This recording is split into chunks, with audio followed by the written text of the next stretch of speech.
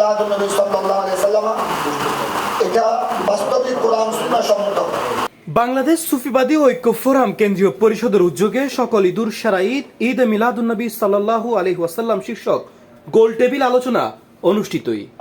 এই অনুষ্ঠানের আল্লাহ রাসূলের প্রেমে যারা এখানে এসেছেন সবাইকে মোবারকবাদ জানাচ্ছি। সোমবার আগস্টের 17 তারিখ বিকেলে চট্টগ্রাম প্রেস ক্লাবর আলহাজ সুলতান আহমদ হলত আয়োজিত এই অনুষ্ঠানত সভাপতিত্ব করে ফোরামের কেন্দ্রীয় চেয়ারম্যান সাংবাদিক নূর মোহাম্মদ রানা, সঞ্চালনা করে মহাসচিব মাস্টার মোহাম্মদ আবুল হুসাইন। অনুষ্ঠানত প্রধান অতিথি হিসেবে উপস্থিত আছিল ভারত আগত পীরে তরিকত আল্লামা সৈয়দ আহমদ জামাল আশরাফ আল আশরাফি জিলানি। মুখ্য আলোচক আছিল জামিয়া আহমদিয়া সুন্নিয়া কামিল মাদ্রাসার সাবেক অধ্যক্ষ আল্লামা মুফতি সৈয়দ ওসি রহমান আল কাদরি মাদ্দাজিল্লুহুল আলী। ঈদে মিলাদুন্নবী সাল্লাল্লাহু আলাইহি ওয়াসাল্লাম এটা বাস্তবিক কোরআন সুন্নাহ সম্মত।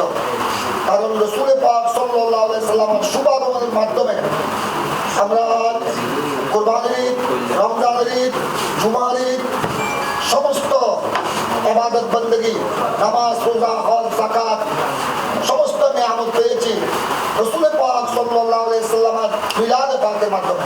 এই সময় অনুষ্ঠানের উদ্বোধন করে মাইজবান্ডার দরবার শরীফুর শাহজাদা সৈয়দ মোহাম্মদ নাফিজুর রহমান মাইজবান্ডারি মাদ্দাজিল্লুহুল আলী। এতে আরো উপস্থিত আছিল হযরত শাহ আমানত রহমাতুল্লাহ আলাই, দরবার শরীফুর আওলাদ শাহজাদা সৈয়দ হাবিবুল্লাহ খান মারুফ, গবেষক আব্দুর রহিম, শাহজাদা মাওলানা ফখরুল ইসলাম রিজভী, শাহজাদা মাওলানা সৈয়দ গোলাম রসুল, সালেকুল মাওলা সুফিবাদী সহ আরো বহুত কেউ। आप हजरात ने जो कुछ सूफिज्म के बारे में बयान किया है, अल्हम्दुलिल्लाह मैं भी अपने ताल्लुक से कुछ अर्ज करूंगा। तो जैसा कि आप हजरात जानते हैं कि ये जो इस्लाम पूरी दुनिया में फैला है और अल्लाह का फरमान आलीशान है।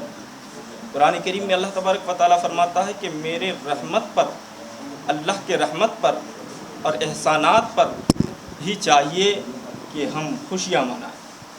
ফলে ভাব গাম্ভীর্য ও আবেগঘন পরিবেশে শেষ হয় আনুষ্ঠানিকতা। बगैर इत्तेबाए रसूल के अल्लाह की मोहब्बत हासिल नहीं। C plus TV, Chittagong.